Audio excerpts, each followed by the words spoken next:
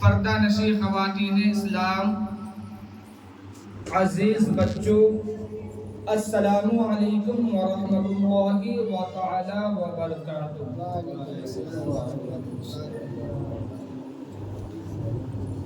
آئیے کل عرض و معروف سے پہلے، گفتگو شنید سے پہلے اور سب سے پہلے آقائے نامدار، مدینے کے تاجدار، ہم پر رحم فرمانے والے آقا، ہم پر کرم کی نظر رکھنے والے آقا، لمبی لمبی ہاتھوں سے بھیک دینے والے آقا، مدینے میں آرام فرمانے والے آقا، یعنی حضور احمد مصطفیٰ صلی اللہ تعالی علیہ وسلم کے بارگاہ مقدس میں درود شریف کا نذرانہ عقیدت و محبت کے ساتھ پیش کرے۔ پڑھے باواز بلند، اللہم صلی علی سیدنا شفیعنا حبیبنا مولانا محمد وبارک وسلم، صلو علیہ صلاۃ و سلاما علیک یا رسول اللہ صلی اللہ تعالی علیہ وسلم۔ الحمدللہ رب العالمین والعاقبۃ للمتقین والصلاة علی سید المرسلین ونحن على ذلك لمن الشاهدين والشاكرين والحمد لله رب العالمين۔ صدق الله العظيم وبلغنا رسوله الكريم ونحن على ذلك لمن الشاهدين والشاكرين والحمد لله رب العالمين۔ صبح طیبہ میں ہوئی ہے، بڑھتا ہے باڑا نور کا، صبح طیبہ میں ہوئی ہے، بڑھتا ہے باڑا نور کا، صدقہ لینے نور کا، آیا ہے تارا نور کا، اور میں گدا تو بادشاہ، میں گدا تو بادشاہ، بھر دے پیالہ نور کا، نور دن دنا تیرا، دے ڈال صدقہ نور کا۔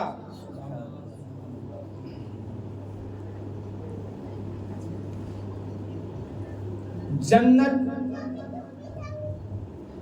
آج جنت کس کو نہیں چاہیے؟ بچے کو جنت چاہیے، بڑے کو جنت چاہیے، چھوٹے کو جنت چاہیے، عورتوں کو جنت چاہیے، بوڑھوں کو جنت چاہیے، جوانوں کو جنت چاہیے، شرابیوں کو جنت چاہیے، زانی کو جنت چاہیے، بدکاروں کو جنت چاہیے، بدفعلوں کو جنت چاہیے۔ جو انسان جو بھی کام کرے مگر جنت کی خواہش، جنت کی شوق، جنت کی عزت، جنت کی لذت اس کے زبان پر ہوتی ہے، جنت کی خواہش اس کے اندر طلب ہوتی ہے، مگر جنت پانا اتنا آسان کام نہیں ہوتا ہے۔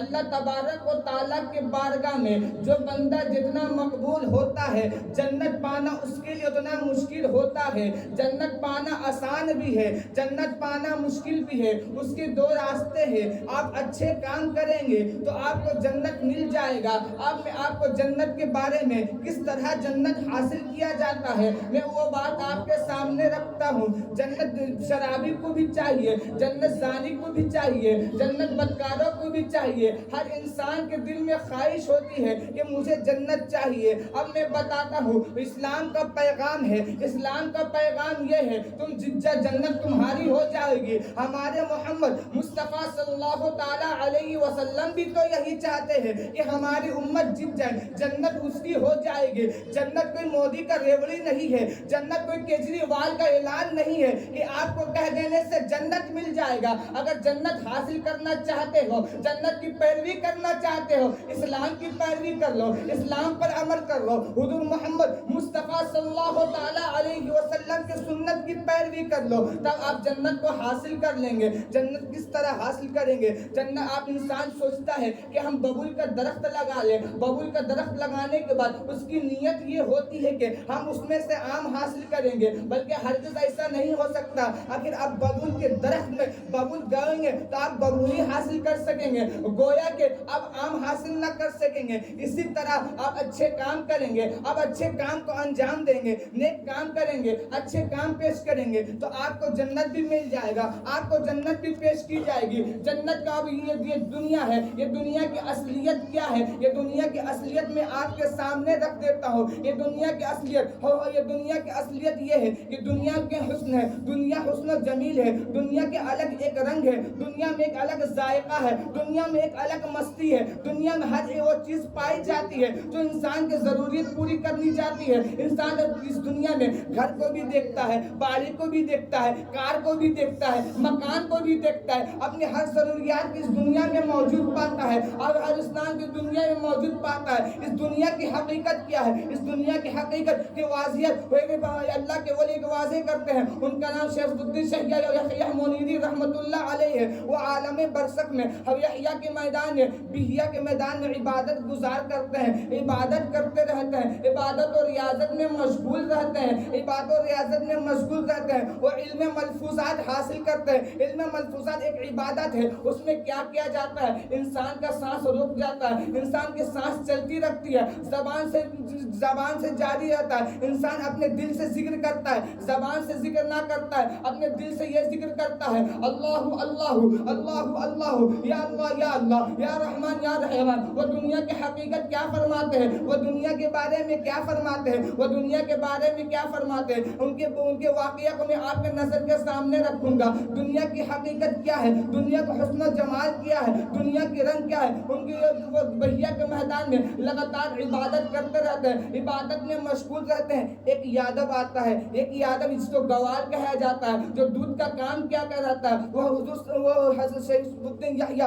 मुनीरी रहमतुल्लाह अलैह के सामने से गुजरता है। जब बिहिया के मैदान में जाता है, बिहिया के जंगल में जाता है, बिहिया के जंगल में जाके वो क्या देखता है कि एक अल्लाह के वली इबादत में मशगूल रहते हैं। इबादत में मशगूल रहने के बाद उनको हिलाता है, उनको हिलाने के बाद क्या देखता है? जैसे हिलाता है हज़रत शरीफुद्दीन यहया मुनीरी रहमतुल्लाह अलैह गिर जाते हैं, गिरने लगते हैं, उनको वो संभाल लेता है, वो यादव संभाल लेता है। संभालने के बाद क्या देखता है? हज़रत शरीफुद्दीन यहया मुनीरी रहमतुल्लाह अलैह के पाँव में बहुत सारे दीमक लगे रहते हैं। हम लोग से आज 5 वक्त की नमाज अदा सही से नहीं होती है, हम 1 वक्त की नमाज पढ़ने के लिए कतराते हैं, हम 2 वक्त की नमाज पढ़ने के लिए कतराते हैं, जो हमारे ऊपर हर हाल में लाजिम है, जो हमारे ऊपर हर हाल में फर्ज है, किसी हाल में माफ नहीं है। बिहिया के मैदान में हज़रत शरीफुद्दीन यहया मुनीरी रहमतुल्लाह ताला को जब वो गोद में लगाते हैं, वो दुनिया से बाहर आ जाते हैं, अमल से बाहर निकल जाते हैं। जैसे अमल से बाहर निकलते हैं, बाहर निकलने के बाद वो ये यादव इंसान रहता, वो यादव हज़रत शरीफुद्दीन यहया मुनीरी रहमतुल्लाह अलैह से पूछता है क्या आप अल्लाह के क्या आप बंदे? हज़रत शरीफुद्दीन यहया मुनीरी रहमतुल्लाह अलैह फरमाते हैं क्या मैं तुझे नजर नहीं आता? हाँ मैं अल्लाह का बंदा। वो इंसान सोचता है कि ये कोई भगवान है। हज़रत शरीफुद्दीन यहया मुनीरी रहमतुल्लाह अलैह फरमाते हैं मैं कोई भगवान नहीं, बल्कि मैं एक बंदा हूँ। इतने कहने के बाद हज़रत शरीफुद्दीन यहया मुनीरी से वो गवाला पूछता है, क्या गवाला पूछता है? मुझे भी कुछ मकाम हासिल कर लीजिए, मुझे भी आपके साथ कुछ हासिल करना, मुझे भी कुछ आपसे सीखना है। हज़रत शरीफुद्दीन यहया मुनीरी रहमतुल्लाह अलैह फरमाते हैं इसके लिए सबसे पहले तुम्हें इस्लाम कबूल करना होगा, मजहब इस्लाम में शामिल होना पड़ेगा, उसके बाद ही मैं तुमको कुछ सिखा सकता हूँ, उसके बाद ही मैं तुमको कुछ बता सकता हूँ, उसके बाद ही मैं तुमको कुछ दे सकता हूँ। इतने कहने के बाद हज़रत शरीफुद्दीन यहया मुनीरी रहमतुल्लाह अलैह उसको कलमा पढ़ाते हैं। कलमा पढ़ाने के बाद उसको मुसलमान कर देते हैं। मुसलमान कर देने के बाद हज़रत शरीफुद्दीन यहया मुनीरी रहमतुल्लाह अलैह से वो पूछता है, क्या पूछता है? अब तो मैं मुसलमान हो चुका हूँ, अब मेरा ईमान भी आ चुका है, अब मैं इसके बाद क्या करता हूँ? मैं जो अल्लाह के महबूब बन जाऊँ, मैं अल्लाह के कुर्ब हासिल कर लूँ, मैं अल्लाह का दोस्त बन जाऊँ। हज़रत शरीफुद्दीन यहया منیری رحمۃ اللہ علیہ فرماتے ہیں، کیا فرماتے ہیں حضرت شریف الدین یحییٰ منیری رحمۃ اللہ علیہ، حضرت شریف الدین یحییٰ فرماتے ہیں، حضرت شریف الدین یحییٰ منیری رحمۃ اللہ علیہ یہ فرماتے ہیں، کوئی حضرت شریف الدین یحییٰ منیری یہ فرماتے ہیں کہ تم جا کر اپنے گھر میں یہ کہا کرو، کیا کہا کرو، البھیسو البھیسو کے ورد کرا کرو۔ اتنے سننے کے بعد وہ سوچتے اتنا بڑا اللہ کا ولی آخر یہ کہہ رہا ہے تو کچھ بات سوچ ہی کر کہتا ہے۔ اتنے بعد وہ سوچ کر حضرت شریف الدین یحییٰ منیری رحمۃ اللہ علیہ کے سامنے ہاتھ جوڑتا ہے اور یہ ورد لے کر چلتا ہے، اس کے ورد لے کر چلتا۔ اگر کسی عالم دین سے پوچھا جائے، اگر حافظ قرآن سے پوچھا جائے یا مفتی اکرام سے پوچھا جائے، وہ یقیناً یہی بتائیں گے کہ الغفاروں کا ورد کرو، الستاروں کا ورد کرو، الغفور الرحمانوں کا ورد کرو۔ یقیناً یہ ورد اللہ کی رضا کے لیے حاصل کرتا ہے، انسان اس کو حاصل کر کے کچھ نہ کچھ بن جاتا ہے۔ مگر اس بندے کو دیکھو حضرت شریف الدین یحییٰ منیری رحمۃ اللہ علیہ کے محبت میں وہ کتنا مست و پیست ہو جاتا ہے۔ تو حضرت شریف الدین یحییٰ منیری رحمۃ اللہ علیہ کے بات کہتا ہے، وہ الفاظ کیا رہتا ہے، البھیسو البھیسو البھیسو البھیسو کے ورد کرتا ہے، البھیسو البھیسو کے ورد کرنے کے بعد وہ اپنے گھر کی طرف چل جاتا ہے۔ حضرت شریف الدین یحییٰ منیری رحمۃ اللہ علیہ دنیا کی طرف لوٹتے ہیں، دنیا کی طرف لوٹتے ہیں، جنگل کی طرف سے آ کر دنیا کی طرف لوٹتے ہیں، اپنے گھر کی طرف لوٹتے ہیں، اپنے مکان کی طرف لوٹتے ہیں۔ جب اپنے مکان کی طرف لوٹنے ہیں، جانے کے بعد اندر رہنے لگتے ہیں۔ جب اندر رہنے کے بعد اب تو میں نے ایک بات بتائی، دنیا کا جو فلسفہ ہے، دنیا کی جو حقیقت ہے، دنیا کا جو تلخ ہے، دنیا کا جھوٹ ہے، یہ تمہیں کوئی بادشاہ نہ بتائے گا، یہ تمہیں کوئی اورنگزیب نہ بتائے گا، یہ تمہیں لال قلعہ بنانے والا کوئی بادشاہ نہ بتائے گا، یہ تمہیں تاج محل بنانے والا کوئی بادشاہ نہ بتائے گا، یہ تمہیں کوئی بنانے والا بڑا گورنمنٹ نہ بتائے گا۔ اگر دنیا کی حقیقت تمہیں کوئی بتانے والا ہے، وہ غوث اعظم دستگیر بتانے والے ہیں، خواجہ معین الدین چشتی بتانے والے ہیں، حضرت احمد مہدوی بتانے والے ہیں، قطب الدین بختیار رحمۃ اللہ علیہ بتانے والے ہیں، نظام الدین اولیاء بتانے والے ہیں، مخزوم سمنانی کشمکشی بتانے والے ہیں۔ آخر کوئی بتانے والا ہے دنیا کی حقیقت، وہ امام احمد رضا بتانے والا ہے۔ آخر دنیا کی کوئی حقیقت بتانے والا ہے، وہی مرد قلندر جو زمین پر بیٹھ کر اللہ کی ورد کرتا ہے، وہی دنیا کی حقیقت بتائے گا۔ وہ تمہیں کوئی بادشاہ نہ بتائے گا، تمہیں کوئی انجینئر نہ بتائے گا، تمہیں کوئی بڑا گورنمنٹ کا افسر نہ بتائے گا۔ دنیا کی حقیقت کو آخر تمہیں جاننا ہے، دنیا کی حقیقت کو تمہیں سمجھنا ہے، دنیا کی حقیقت کو تمہیں جانکاری حاصل کرنا ہے۔ تو مرد قلندر کے پاس جو دنیا میں رہ کر بھی اللہ اکبر کی نعرہ لگاتا ہے اور دنیا سے چل جانے کے بعد مقام سے حاصل اس طرح سے صبر کرتا ہے، وہ آخرت کی سارے آرام سے جاتا ہے۔ یہ دنیا کی حقیقت وہ فرماتے ہیں۔ اب ان سے میں دنیا کی حقیقت آپ کے سامنے پیش کروں۔ دنیا کی حقیقت کس سے پوچھنی ہے؟ دنیا کے جھوٹ کی کس سے پوچھنی ہے؟ دنیا کی بدکاری کس سے پوچھنی ہے؟ دنیا کی حقیقت آخر کس سے پوچھنی ہے؟ حضرت شریف الدین یحییٰ منیری اللہ کے بہت بڑے ولی ہیں۔ حضرت شریف الدین یحییٰ منیری رحمۃ اللہ علیہ کا وصال ہو جاتا ہے۔ وصال ہو جانے کے بعد ان کا ایک مرید رہتا ہے جو ان سے بہت محبت کرتا ہے، ان سے بہت عقیدت کرتا ہے، ان سے حد سے زیادہ محبت کرتا ہے۔ ہر مرید چاہتا ہے کہ میری پیر کا اتنا اچھا مقام ہے، میرے پیر سے میں اتنا اچھا محبت کرتا ہوں۔ ان کو اللہ تبارک و تعالیٰ نے کس درجات پر رکھا، ان کو کس بلندی پر رکھا، کس مقام دیا، وہ کیا کرتا ہے؟ استخارہ کرتا ہے۔ استخارہ کرنے کے بعد اللہ کی یاد میں گم ہو جاتا ہے، اللہ کی یاد میں مست ہو جاتا ہے۔ جب اللہ کی یاد میں مست ہو جاتا ہے، اللہ کی یاد میں مست ہو جانے کے بعد لوح محفوظ پر کیا دیکھتا ہے؟ لوح محفوظ پر دو نام لکھا جاتا ہے۔ ایک نام لکھا جاتا ہے سید العارفین، جس کا مطلب بایزید بستانی ہے۔ ایک کا نام رہتا ہے سید المشایخ، جس کا مطلب ہوتا ہے شریف الدین یحییٰ منیری رحمۃ اللہ علیہ۔ آج سے 600 سال پہلے دنیا میں تصوف کے آج سے 600 سال پہلے تصوف کی دنیا میں ان سے بڑا کوئی رائٹر نہ گزرا۔ آج سے 600 سال پہلے ان سے بڑا کوئی تصوف کا رائٹر نہ گزرا۔ وہ کم سے کم اپنی زندگی میں 1800 سے زیادہ کتاب لکھے ہیں، انہی کا نام شریف الدین یحییٰ منیری رحمۃ اللہ علیہ۔ اب اعلیٰ حضرت کے بارگاہ میں آپ کو بتا، اعلیٰ حضرت وہ ذات ہے جو اپنی 63 سال کی عمر میں اس میں اتنا اس کے نبی میں اتنا پیوست ہو چکے ہیں، جو اس کے 63 سال کی عمر میں حضرت محمد مصطفیٰ صلی اللہ تعالی علیہ وسلم سے اس طرح محبت کرتے ہیں۔ ان نے اپنے 55 علم میں 1000 سے زائد کو لکھا۔ وہ کیا فرماتے ہیں؟ نہایت ہی وہ سستا جنت بیچ رہے ہیں، نہایت ہی وہ سستا جنت بیچ رہے ہیں۔ ہم کیا مفلس ہے جو ہاتھ اپنا خالی ہے۔ اعلیٰ حضرت یہ شعر فرماتے ہیں، اور ایک شعر کا میں اور وضاحت کرتا ہوں. سونا جنگل رات اندھیری بدری کالی جالی ہے, سونے والوں جگتے رہیو, چورے والوں جگتے رہیو, چوروں کی رکھوالی ہے. یہ شعر کا مطلب یہ نہ ہوا, یہ شعر کا مطلب تو آپ اصلی سمجھ نہ سکے. کوئی علماء اکرام اس شعر کی وضاحت صحیح سے نہ کرتے. علماء اکرام تو اعلیٰ وہ ہر چاہتا ہے کہ اعلیٰ حضرت کا نعت پڑھا جائے, اعلیٰ حضرت ہی کا نعت یقیناً پڑھا جائے, اعلیٰ حضرت ہی کا یقیناً نعت سنا جائے. اگر کوئی اعلیٰ حضرت کا نعت پڑھتا ہے انہیں سے نعت نہ, کوئی شاعر اعلیٰ حضرت کے شعر و شاعری کو اپنے گرد سمان کا سر کا تاج بناتا ہے تو اسے شاعر کا بھی کلام سنا جائے, بلکہ اس کے علاوہ کسی کا کلام نہ سنا جائے. اعلیٰ حضرت کیا فرماتے ہیں؟ اعلیٰ حضرت اس شعر سے یہ بھی وضاحت کرتے ہیں کہ ہمارے اندر جو نفس قہارا وہ بھی تو سونا جنگل رات اندھیری ہو چکا ہے.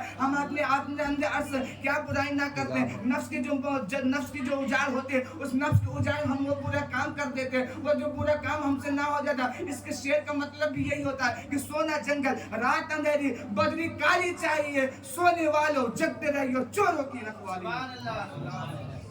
یہ اعلیٰ حضرت فرماتے ہیں. اب دنیا کی حقیقت 600 سال پہلے کا وہ بڑا تصوف کا رائٹر حضرت شرف الدین یحییٰ منیری رحمت اللہ علیہ کیا فرماتے ہیں؟ حضرت شرف الدین یحییٰ منیری رحمت اللہ علیہ فرماتے ہیں حضرت آدم علیہ السلام کو جب جنت میں رکھا گیا, جنت میں رکھنے کے بعد حضرت آدم علیہ السلام کو بھوک لگ گئی. حضرت آدم علیہ السلام کو جب بھوک لگ گئی, حضرت آدم علیہ السلام نے ایک گیہوں کھا لیا. اب میں آپ کو اس کو پیچھے طرف لے چل کے اس کی وضاحت میں آپ کو صحیح سے کروں. ہمارے قاری عبد الوہاب صاحب ہیں, آخر ان کے گھر میں اے سی لگ جائے, میرے جیسا شخص ان کے پاس جائے, آخر ان کے گھر میں اے سی لگا رہے تو میں چاہوں گا کہ حضرت مجھے کچھ دیر یہاں بیٹھنے کی اجازت دے دیا جائے. 1 گھنٹہ بیٹھ لوں گا, پھر طبیعت چاہے گی کہ اور 1 گھنٹہ بیٹھ لوں, اور طبیعت چاہے گی اور 1 گھنٹہ بیٹھ لوں. مگر جب مئی جون کی جیسی گرمی ہوگی تو انسان کے دل چاہتا ہے کہ 4 گھنٹہ بھی یہیں پر بیٹھ جائے, اس کی دل نہیں بھرتی, اس کی طبیعت نہیں بھرتی. جب اسی دوران آپ کو 1 نمبر لگ جائے یا 2 نمبر لگ جائے, اس کے بعد حضرت عبد الوہاب صاحب آپ کو بولیں گے کہ حافظ دانی صاحب آپ کہاں جا رہے ہیں, تو میں کہوں گا حضرت مجھے 1 نمبر لگ گیا ہے, میں یہاں سے جانا چاہتا ہوں. میں پھر حضرت بولیں گے ابھی تو آپ یہاں پر بیٹھ کے تھے, یہاں سے جانے کیوں نہیں, جا کیوں رہے؟ میں بولوں گی حضرت مجھے 2 نمبر لگ گیا, اس کے باوجود آپ جانے نہیں دیں گے تو آخر میں یہاں کر دوں گا تو آپ نہیں رہ پائیں گے. اسی طرح انسان جاتا ہے باتھ روم میں, جانے کے بعد انسان باتھ روم کر لیتا ہے. اب انسان جب باتھ روم کر لے گا, باتھ روم کر لینے کے بعد جب اس کی گندگی صاف ہو جائے گی, کیا انسان باتھ روم کے اندر بیٹھے گا؟ باتھ روم کے اندر وہ نہیں بیٹھ سکتا کیونکہ اس کا کام پورا ہو گیا. اب اس کا جب کام پورا ہو گیا, اب جب اس کا کام پورا ہو گیا تو آپ کو واپس آ جانا چاہیے. اسی طرح آپ دنیا میں دولت کماؤ, دنیا میں گھر کماؤ, دنیا میں گاڑی کماؤ, دنیا میں بچوں کی اچھی پرورش کا انتظام کرو, مگر دنیا کی جو ضروریت ہے اس کے پورا, اس کے بعد جانے کا بھی انتظار کرو. میں نے آپ کو پہلے بتایا کہ جنت, آخر جنت کی مزہ لینا چاہتے ہیں, جنت کا لطف اٹھانا چاہتے ہیں, جنت کا ذائقہ لینا چاہتے ہیں, جنت کے میں جا کر وہاں کا کھانا پینا کھانا چاہتے ہیں, تو دنیا کا آپ کو سفر کو چھوڑنا پڑے گا. جب دنیا کو آپ سفر کو چھوڑ دیں گے, دنیا کو آپ چھوڑ دیں گے, دنیا سے جب کر آپ پردہ کر دیں گے, جب پردہ کر دیں گے, قبر میں آپ کو ڈالا جائے گا, پھر حساب کتاب کا معاملہ ہو گیا, اس کے بعد ہی آپ کو جنت عطا کر دیا جائے گا, اسی بعد ہی آپ کو جنت دیا جائے گا, اس سے پہلے آپ کو جنت نہ دیا جائے گا. میری بحث ہو رہی تھی حضرت آدم علیہ السلام پر. حضرت آدم علیہ السلام جنت میں گیہوں کھا لیتے ہیں. حضرت آدم علیہ السلام جب جنت میں گیہوں کھا لیتے ہیں, کھانے کے بعد حضرت آدم علیہ السلام کو 2 نمبر لگ جاتا ہے.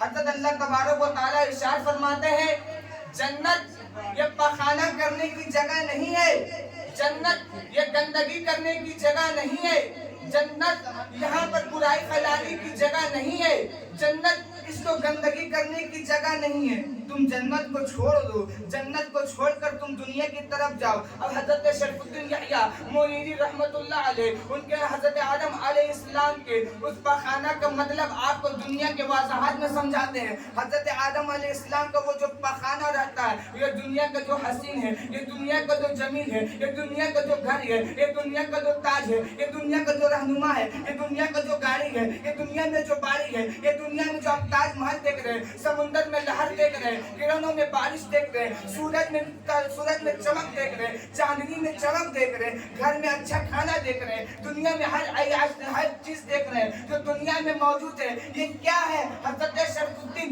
یحییٰ منیری رحمت اللہ علیہ فرماتے ہیں یہ میرے آدم علیہ السلام کا اسی پخانہ کا برکت ہے.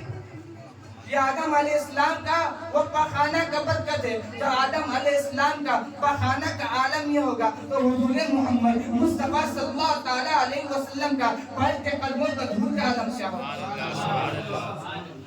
یہ حضرت آدم علیہ السلام یہ دنیا کی حقیقت ہے جو ان کے پخانے کی شکل میں یہاں کے لوگ زندگی کو بسر کر رہے ہیں, زندگی گزار رہے ہیں.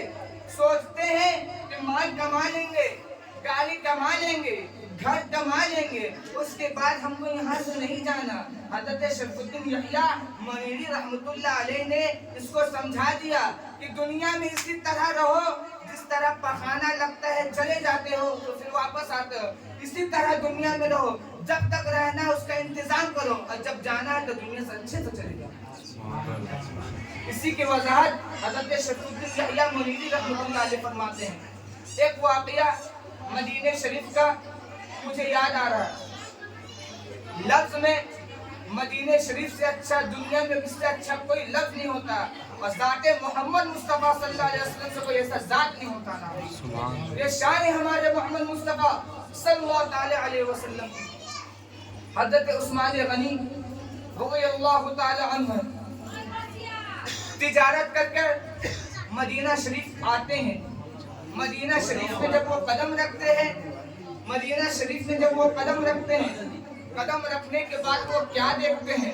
قدم رکھنے کے بعد وہ یہ دیکھتے ہیں کہ لوگ بہت غمگین ہیں, لوگ بہت مایوس ہیں, لوگ بہت بے بس ہیں, لوگوں کے چہرے کی مسکراہٹ ختم ہو چکی ہے, لوگ بہت پریشان ہیں. کسی نے حضرت عثمان غنی رضی اللہ تعالی عنہ کو اطلاع دی, اے عثمان ایک کنواں ہے جس کنویں کو جو خرید کر مسلمانوں کے لیے وقف کر دے گا حضرت محمد مصطفیٰ صلی اللہ تعالی علیہ وسلم اسے جنت دے دیں گے. اب حضرت محمد مصطفیٰ صلی اللہ تعالی علیہ وسلم کے یہ الفاظ سن کر حضرت عثمان غنی رضی اللہ تعالی عنہ کا عشق اندر اچھال مار رہا ہے. عشق کے سمندر میں وہ نہلا رہے ہیں, اپنے عشق میں وہ نہلا رہے ہیں. وہ سب سے پہلے اس کافر کے پاس جاتے ہیں. کافر کے پاس جانے کے بعد حضرت عثمان غنی رضی اللہ تعالی عنہ کے پاس دینار رہتا ہے. مثلا میں آپ کو بتا دوں وہ 5000 روپیہ مانگتا ہے. حضرت عثمان غنی رضی اللہ تعالی عنہ اپنے بیگ اتارتے ہیں. بیگ اتارنے کے بعد, تھیلا اتارنے کے بعد اس کافر کے اس کے حوالے کر دیتے ہیں. اور کرنے کے بعد یہ فرماتے ہیں کہ تو اسے گن لے. اس کافر نے کنواں کا دام 40,000 دینار رکھا تھا. کتنا؟ 40,000 دینار رکھا تھا. حضرت عثمان غنی رضی اللہ تعالی عنہ جب دے دیتے ہیں, دینے سے پہلے ایک جملہ ارشاد فرماتے ہیں. وہ جملے پہ غور کیجئے. ان کا جملہ یہ رہتا ہے کہ سن, میں تجھے جو تھیلی دیا ہوں, تھیلی دینے سے پہلے تمہیں دے چکا ہوں, گننے سے پہلے ایک بات سن لے. آخر اس میں ایک دینار کم بھی رہے گا مگر اس میں اتنا زیادہ. حضرت عثمان غنی رضی اللہ تعالی عنہ نے تجارت کا جتنا روپیہ کما کے لائے تھے اس تھیلی میں موجود تھا. مگر کافر تو کافر ہوتا ہے, مشرک تو مشرک ہوتا ہے, اس کے اندر کی حقیقت وہی جانتا ہے, اور صاحب رسول ہی جان سکتے ہیں وہ کیسا انسان ہے. اتنا کہنے کے بعد حضرت عثمان غنی رضی اللہ تعالیٰ عنہ ارشاد فرماتے ہیں کہ اسے گننے سے پہلے سن، جو بیر روما اس کنواں کا نام رہتا ہے، بیر روما کا کنواں، اس کا پانی مجھے ایک کٹورا دے دے، وہ پانی ایک کٹورا مجھے دے دے۔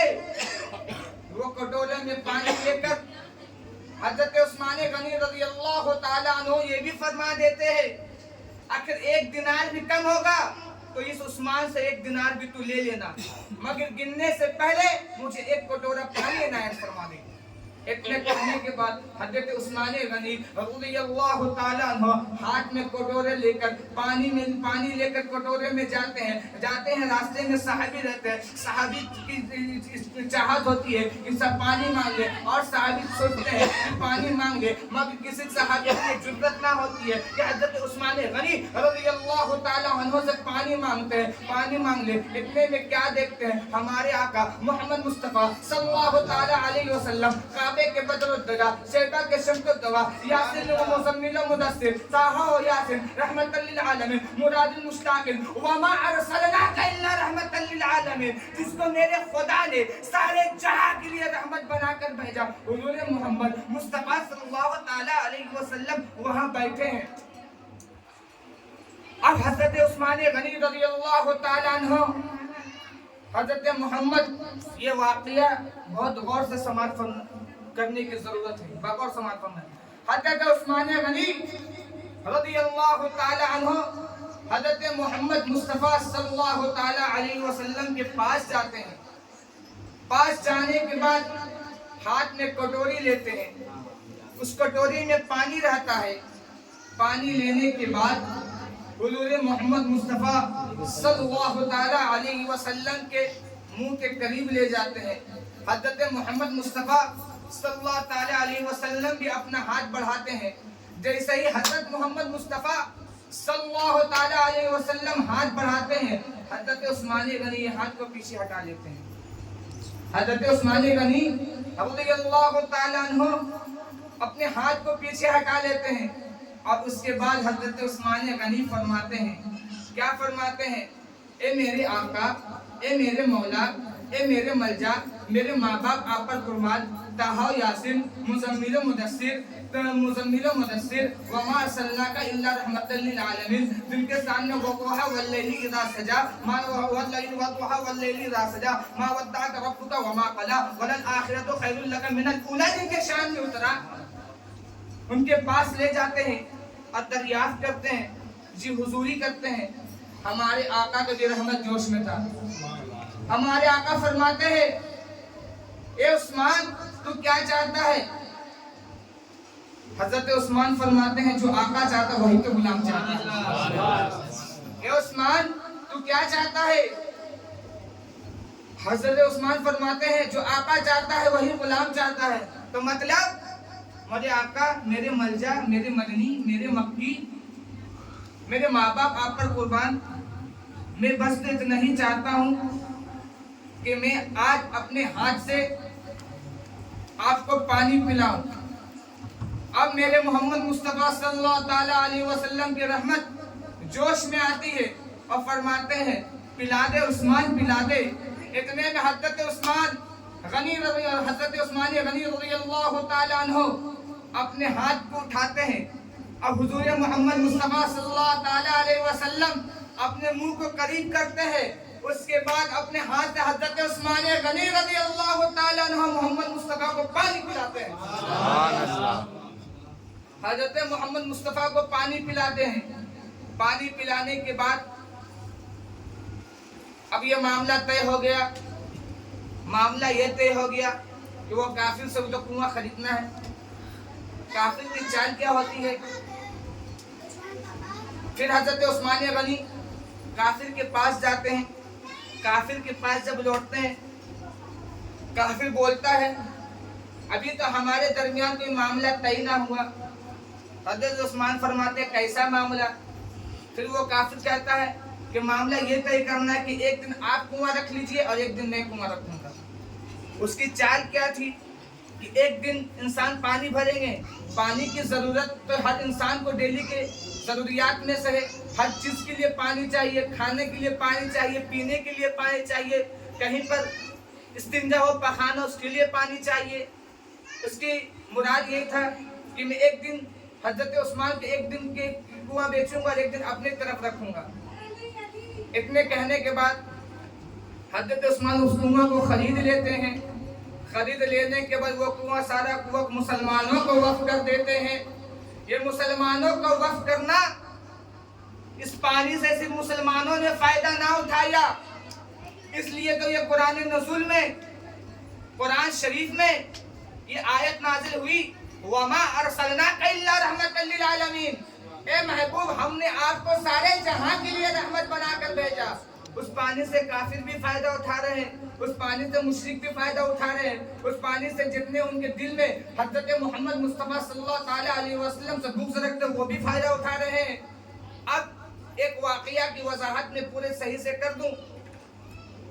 اب حضور صلی اللہ علیہ وسلم جب حضرت عثمان غنی رضی اللہ تعالی عنہ کو یہ محبت دیکھتے ہیں، یہ التجا دیکھتے ہیں، یہ توجہ دیکھتے ہیں، یہ چاہت دیکھتے ہیں، دیکھنے کے بعد حضرت محمد مصطفیٰ صلی اللہ علیہ وسلم فرماتے ہیں، کیا فرماتے ہیں کہ عثمان قیامت کے دن حوض کوثر کے درمیان بیچ میں رہوں گا، دائیں طرف حضرت صدیق اکبر رہیں گے، بائیں طرف حضرت عمر فاروق رضی اللہ تعالی عنہ رہیں گے۔ قیامت کے دن گنہگار امتیوں کو ایک طرف سے پانی صدیق اکبر پلاتے ہوں گے اور ایک طرف سے پانی حضرت عمر فاروق پلاتے ہوں گے، اور میں کسی کا انتظار کرتا رہوں گا، حضرت عثمان کا انتظار کرتا رہوں گا، حضرت عثمان کا انتظار کرتا رہوں گا۔ حضرت محمد مصطفیٰ صلی اللہ تعالی علیہ وسلم حوض کوثر پر ایک طرف حضرت صدیق اکبر، حضرت عمر فاروق پانی پلاتے رہتے ہیں۔ اتنے دیر میں حضرت محمد مصطفیٰ صلی اللہ تعالی علیہ وسلم کیا دیکھتے ہیں؟ میرا عثمان، میرا غنی، میرا سخاوت، میرا چاہنے والا، میرا محبت کرنے والا میرے طرف آ رہا ہے۔ حضرت محمد مصطفیٰ صلی اللہ تعالی علیہ وسلم ارشاد فرماتے ہیں، اے عمر، ایک وقت اب خاموش ہو جاؤ، اب ٹھہر جاؤ، اب میرا عثمان آ رہا ہے، اب میرا عثمان آ رہا ہے، میرا غنی آ رہا ہے، مجھ سے محبت کرنے والا آ رہا ہے۔ اب دیکھیں بئر روما کا پانی حضرت عثمان غنی رضی اللہ تعالی عنہ کے لیے کتنا مثبت ثابت ہوا۔ حضرت محمد مصطفیٰ صلی اللہ تعالی علیہ وسلم حضرت عثمان غنی رضی اللہ تعالی عنہ کو اپنے قریب کرتے ہیں، قریب کر کر بلاتے ہیں، اور بلانے کے بعد یہ ارشاد فرماتے ہیں، اے عثمان، اس دن تم نے اپنے ہاتھوں سے مجھے بئر روما کا پانی پلایا تھا، آج محمد مصطفیٰ صلی اللہ تعالی علیہ وسلم اپنے ہاتھوں سے آب کوثر تمہیں پلا رہا ہے، اپنے ہاتھوں سے آب کوثر تمہیں پلا رہا ہے۔ یہ حضرت عثمان غنی رضی اللہ تعالی عنہ کی سخاوت تھی، یہ حضرت عثمان غنی رضی اللہ تعالیٰ کی حضرت محمد مصطفیٰ صلی اللہ تعالی علیہ وسلم سے محبت تھی، یہ حضرت عثمان غنی حضور محمد صلی اللہ تعالی علیہ وسلم سے عقیدت تھی، جو حضرت محمد مصطفیٰ صلی اللہ تعالی علیہ وسلم کی محبت میں حضرت عثمان غنی رضی اللہ تعالی عنہ نے تجارت کا جتنا نعرہ تکبیر، نعرہ رسالت، نعرہ رسالت، مسلک اعلیٰ حضرت، ان جملوں کے ساتھ میں اپنے گفتگو ختم کرتا ہوں۔ السلام علیکم ورحمۃ اللہ وبرکاتہ۔